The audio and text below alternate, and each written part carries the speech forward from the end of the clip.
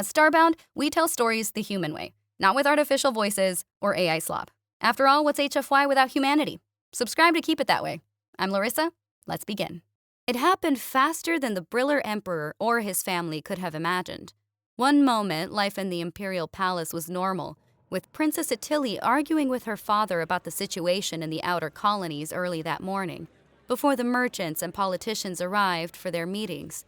The next, the windows of the throne room exploded inward, hurling the calm morning into utter chaos. Moments later, the stunned guards were helping the emperor back to his feet as Itily moved toward the shattered window. Something vast and dark now blotted out the sky. She recognized it at once, and a single question echoed in her mind. Why was there a human warship here? Before she could process the sight, heavy footsteps pounded across the floor behind her. A guard, one of the younger ones, she thought distantly, crashed into her with the full weight of his armored body. His arms wrapped around her waist as he threw them both sideways away from the window. They hit the floor hard. The impact drove the air from Itily's lungs, and she felt something sharp slice across her left cheek. Glass. The floor was covered in it, glittering shards that had once been the magnificent stained glass windows depicting the founding of the empire. The guard's weight pressed down on her, and for a moment all she could see were fragments of colored glass mixing with the dark red blood that was beginning to pool beneath her face. Rage exploded in her chest. How dare he? She was a princess of the Brilir Empire, not some helpless child to be thrown around like a sack of grain. She twisted beneath him, ready to unleash a torrent of fury that would have this guard demoted to cleaning the waste recyclers for the next decade.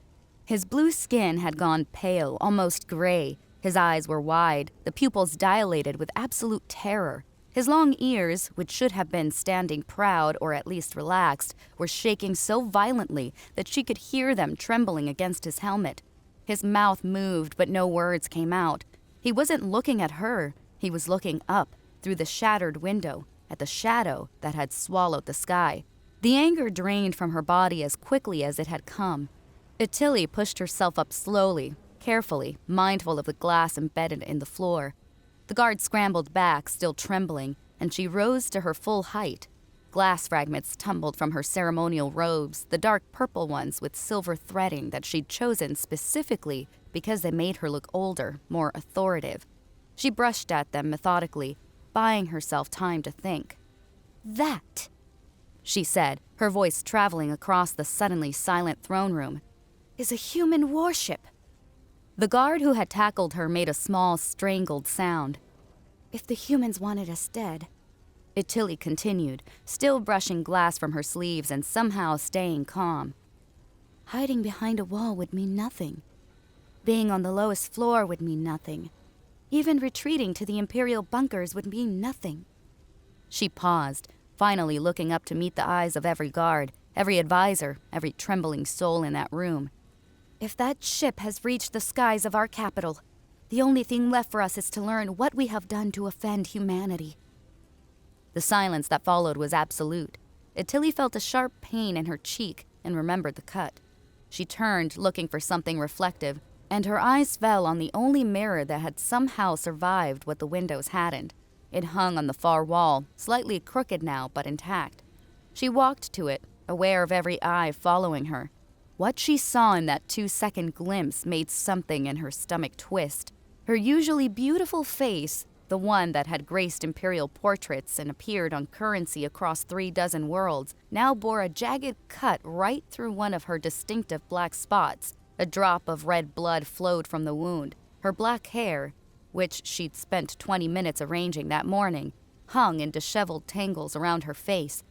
Her long ears, normally held at the perfect angle that denoted royal breeding and composure, were shaking with involuntary tremors from the adrenaline flooding her system. She looked worse than she did on her worst mornings, when she stumbled to her mirror half asleep and puffy-faced from restless dreams. "Itily!" Her father's voice cut through her thoughts like a blade. She turned immediately from the mirror and walked toward the throne, her spine straight despite everything. The emperor sat in his seat of power, but his usual dignity had been replaced by something harder and sharper. As she approached, She took in the scene around him. The guards, both male and female, stood at attention, but their long ears betrayed them. Her species was one of the few in the galaxy where individuals reacted differently when under stress. Some, like the guard who had tackled her, had ears that shook uncontrollably. Others had ears that went rigid, standing straight up like antennae, searching for threats. The throne room was a forest of trembling and rigid ears, a visible display of the fear that gripped them all. The Emperor's eyes fell on her face. She watched as his gaze locked onto the drop of blood on her cheek, the cut through her black spot. In that instant, his ears, which had been trembling like the rest of them, stopped their shaking completely. They returned to their normal, proud position, but his face transformed. The old, normally calm features that had presided over the Empire for 40 years became sharp and fierce. "Those cursed humans," he snarled, his voice dripping with venom. "They dare to harm the imperial family. This is an act of war." He turned to the nearest guards, his voice rising. "Summon the admirals, all of them, now! This is an act of war against the Brilir Empire." Itily's mind raced. Her father was being too emotional. She understood why. Seeing his daughter bloodied had triggered his protective instincts, but emotion had no place in their current situation. She took a breath and spoke, her voice soft but clear enough to be heard. "Father, the human warship is above our heads right now." He turned to her, fury still burning in his eyes. "If the humans wanted to attack us," she continued carefully, "they could level this palace at any moment. They could have done so the moment their ship reached our planet, but they haven't." "Look at what they've done to you!" The Emperor rose from his throne, gesturing at her face. "Look at your bleeding face!" He turned to address everyone in the room, his voice thundering. "They have insulted the Empire itself by harming a member of the imperial family." Itily felt her own anger rising, not just at the humans, but at the situation.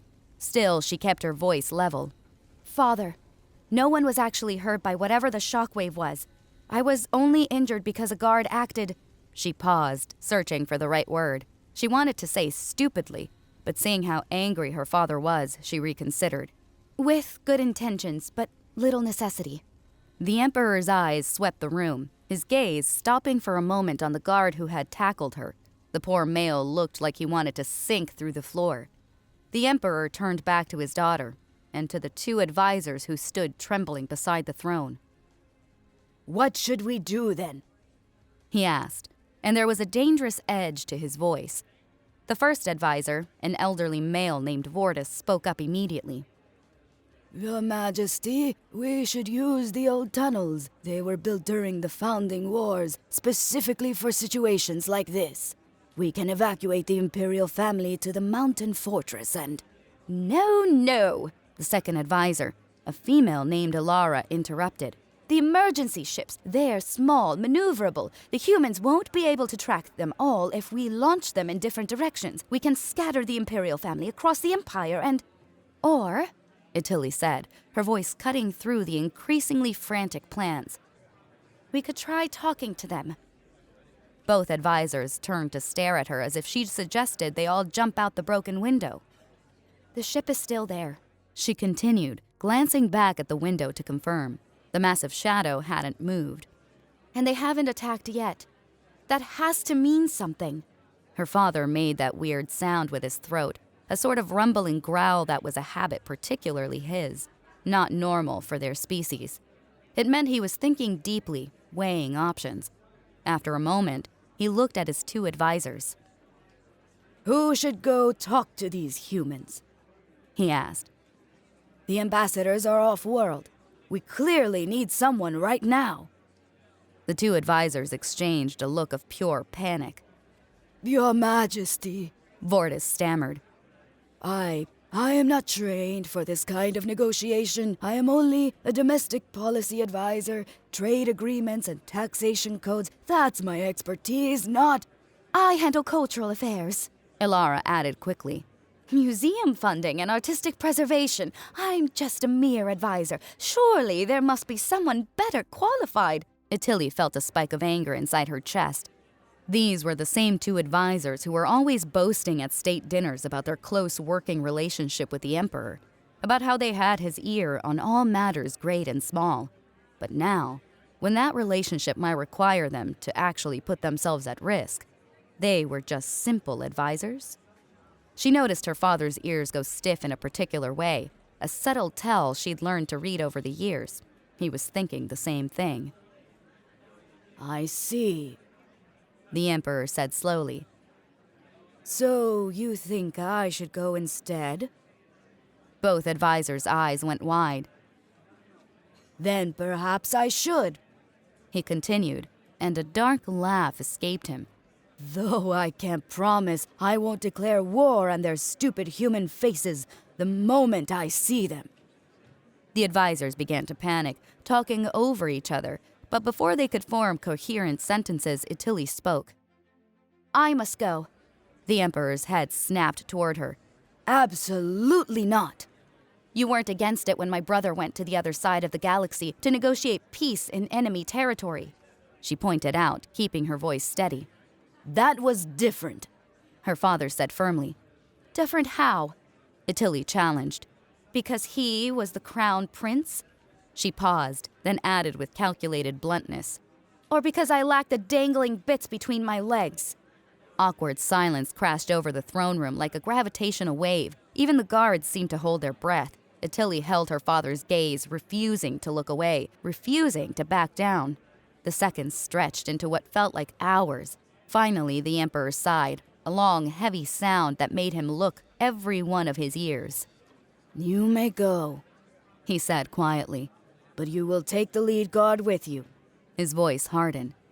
And you must promise me, Itily, that you will only attempt communication from the ground. Under no circumstances are you to enter that human ship. Do you understand? Itily smiled, relief flooding through her. I promise, Father.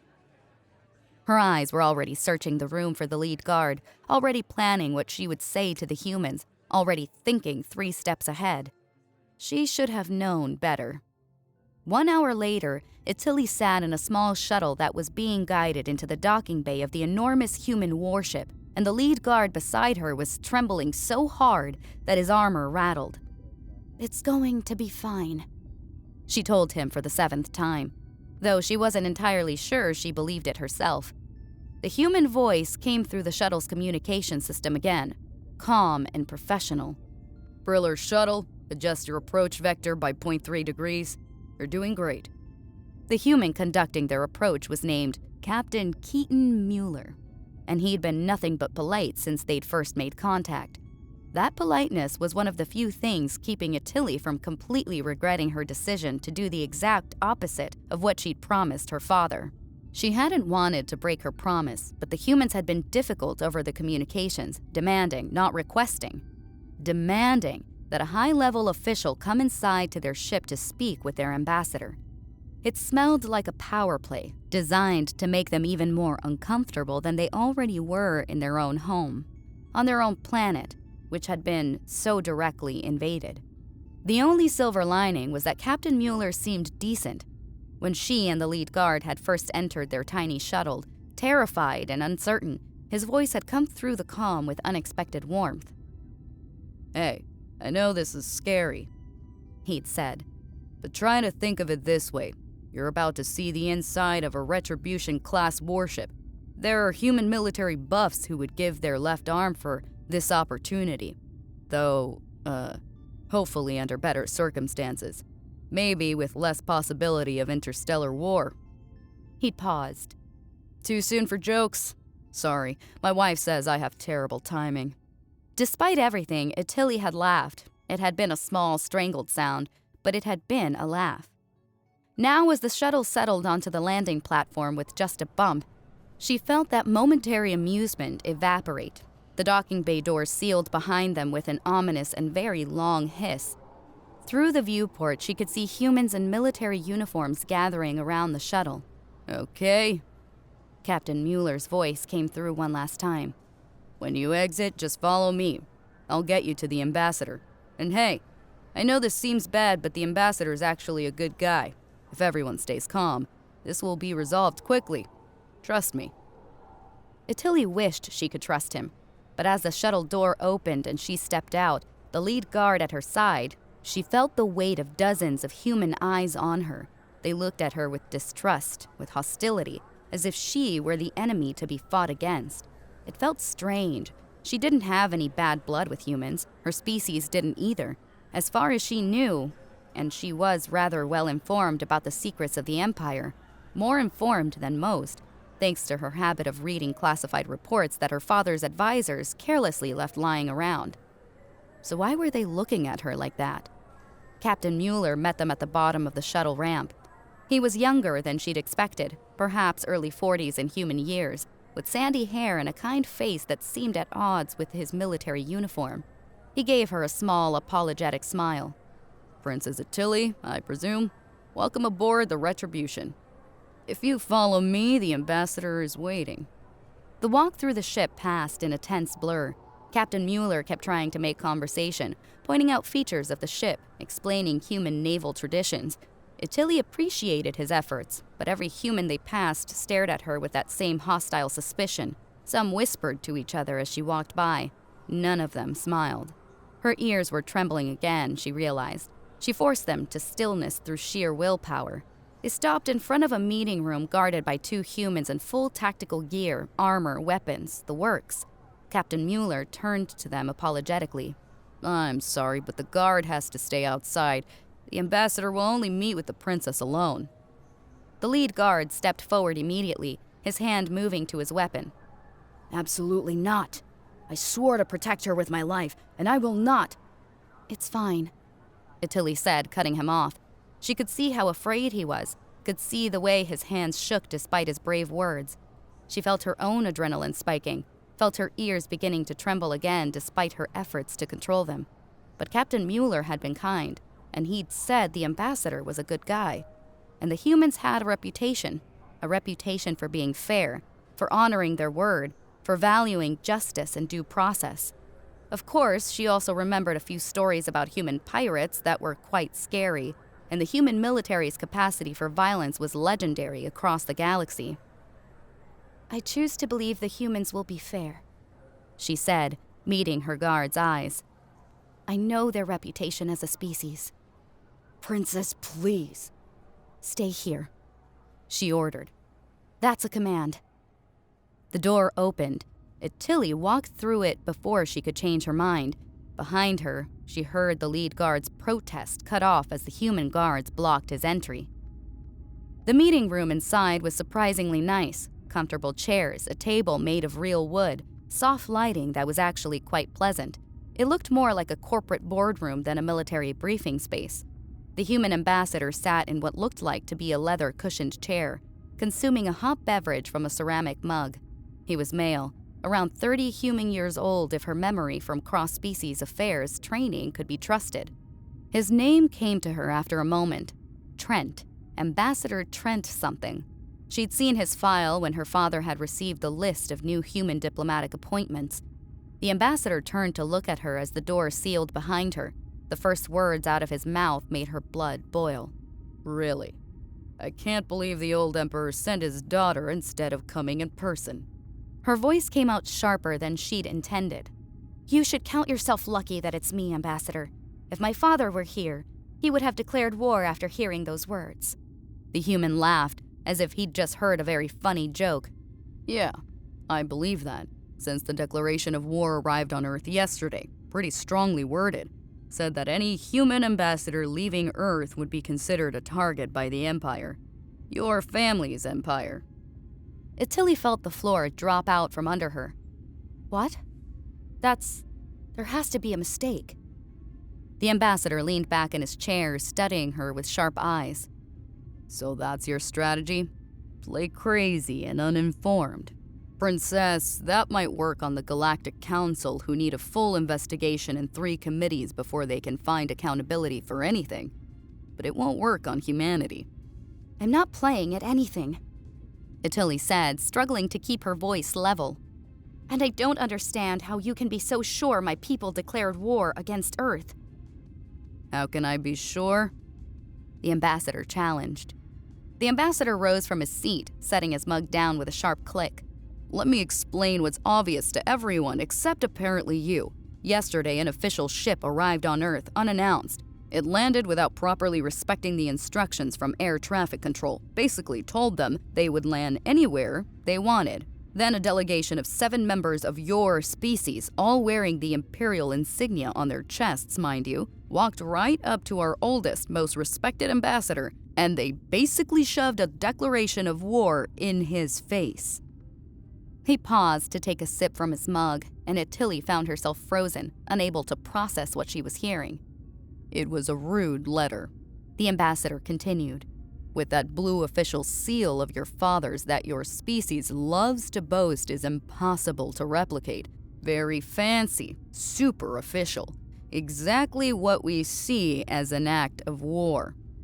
Itily's mind raced. This couldn't be true. It couldn't. Her father would never. But then, she'd been with her father all week. He couldn't have ordered this without her knowing, unless… May I see this declaration? She asked, her voice low and weak. The ambassador looked at her skeptically, then reached into his pocket and pulled out a folded piece of paper. He tossed it onto the table between them. Knock yourself out. We ran every lab test on it before coming here to demand an explanation. It's real, princess. Your father has, at the very least, gone crazy. Itily approached the table slowly, as if the paper might explode. She picked it up with trembling fingers. The paper itself was immediately recognizable, that particular shade of blue-gray that the Brilir Empire used exclusively for official communications. It was manufactured on their home world, using a process that was a closely guarded state secret. She unfolded the paper and began to read. The words were harsh, uncompromising, exactly the kind of language her father would use if he'd actually decided to declare war. It demanded that humanity cease all expansion into the Outer Rim. It accused humans of numerous treaty violations. It declared that any human diplomatic vessel leaving Earth would be destroyed on sight. At the bottom, pressed into the paper itself, was the imperial seal, her father's seal. Itily stared at it. The seal looked visually perfect, the intertwined symbols representing the 5 founding houses of the empire, the radiating lines signifying their divine mandate to rule, all rendered in that distinctive blue compound that her family had used for 700 years.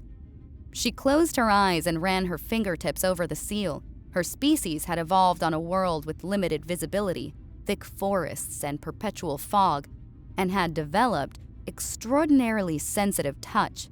She could feel the textures that most species couldn't even perceive.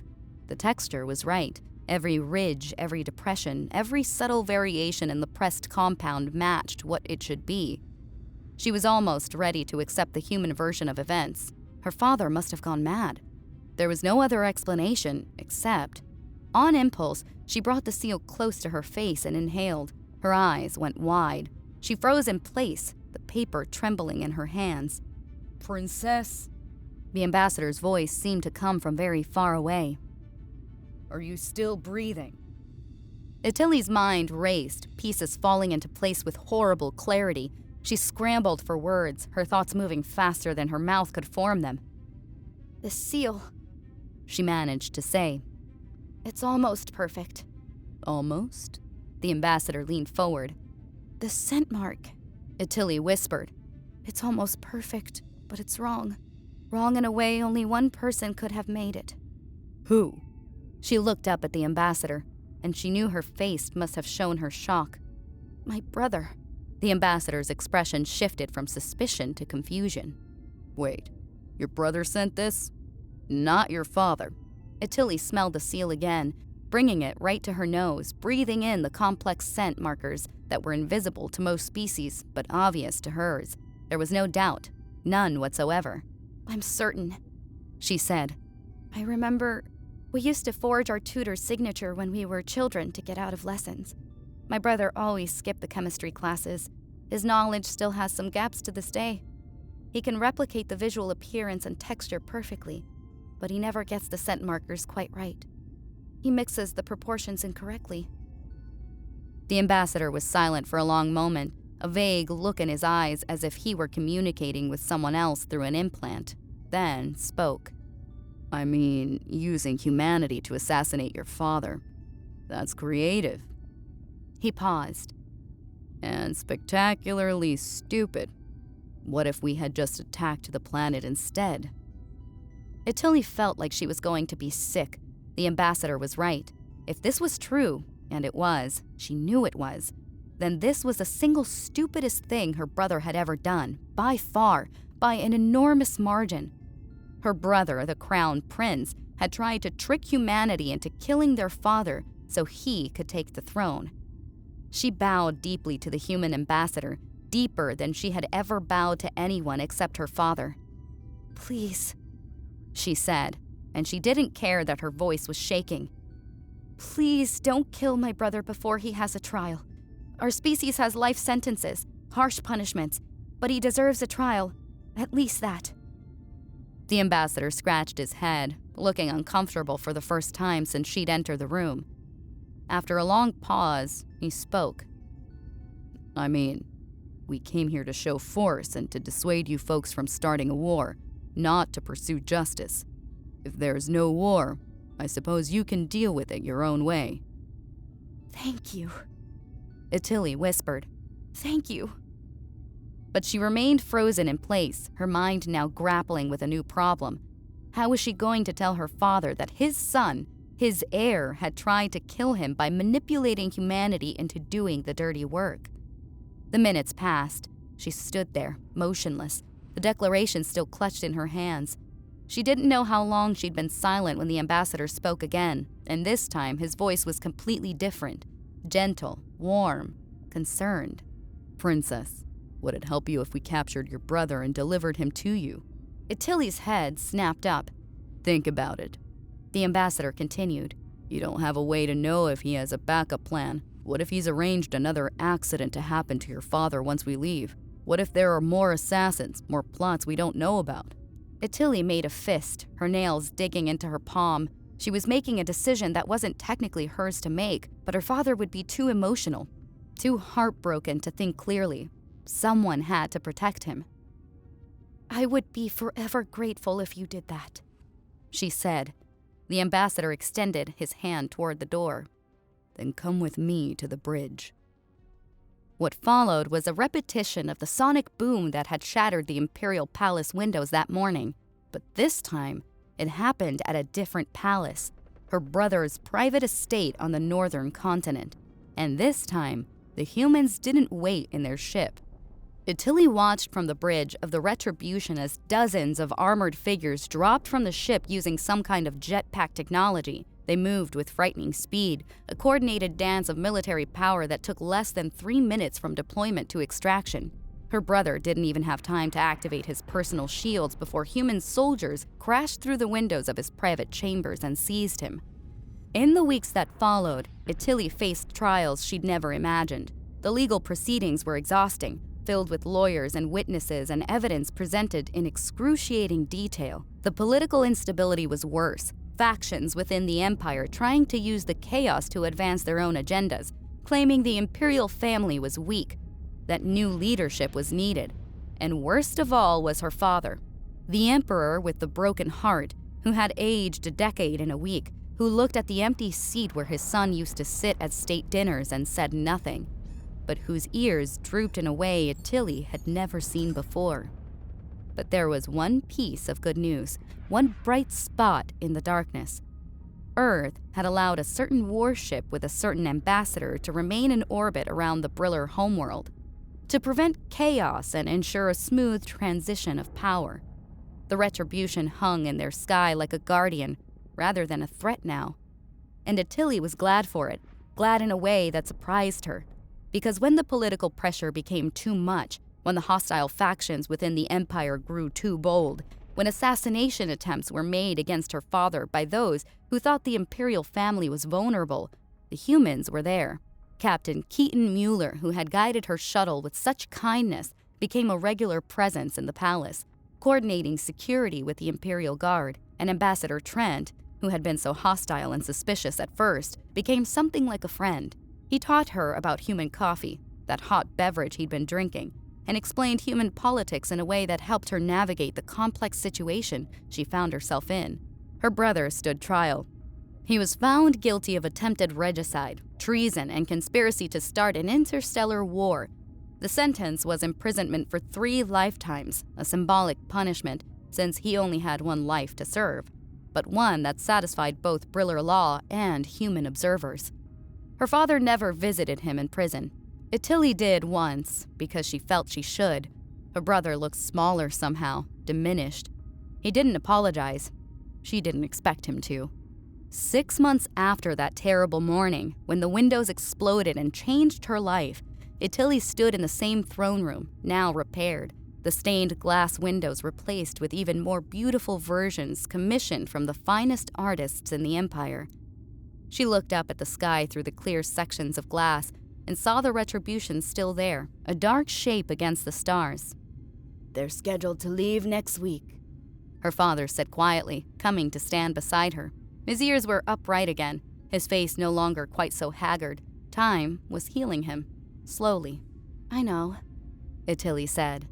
The ambassador requested a private meeting with you tomorrow, to say goodbye, I imagine. Itily nodded, not trusting herself to speak. You like them? Her father observed. It wasn't a question. The humans. Yes, Itily admitted. Is that wrong? Her father was silent for a long moment. Then he placed a hand on her shoulder. Your brother tried to start a war by exploiting humanity's power. He thought he could manipulate them, use them as a weapon. He paused. But instead they showed us what true honor looks like, what fairness looks like, what it means to seek truth rather than advantage. He squeezed her shoulder gently. No, my daughter, it's not wrong. It might be the most right thing any of us has felt in a very long time. The next day, Itily met with Ambassador Trent one final time in the palace gardens, far from the political machinery of the throne room. He brought her a parting gift, a plant from Earth called coffee, along with detailed instructions on how to cultivate it and brew the beverage she'd grown fond of. Maybe next time I see you, he said with a smile, it will be under better circumstances. Maybe at a trade summit or a cultural exchange. Something boring and diplomatic where nobody threatens to blow up anyone's planet. I'd like that, Itily said, and she meant it. As the retribution finally departed, lifting from the sky like a dark bird returning home, Itily stood in the palace gardens with her father beside her. The imperial family was smaller now, diminished by betrayal. But they were still standing, still here. And they had learned something valuable, something that would shape the Empire's future in ways they couldn't yet fully understand. Sometimes salvation comes from the most unexpected places. Sometimes the warship in your sky is not an enemy, but an answer to a question you didn't know you were asking. And sometimes, in the darkest moment, when your own blood has betrayed you and your world is falling apart, a stranger's honor can be the thing that saves you.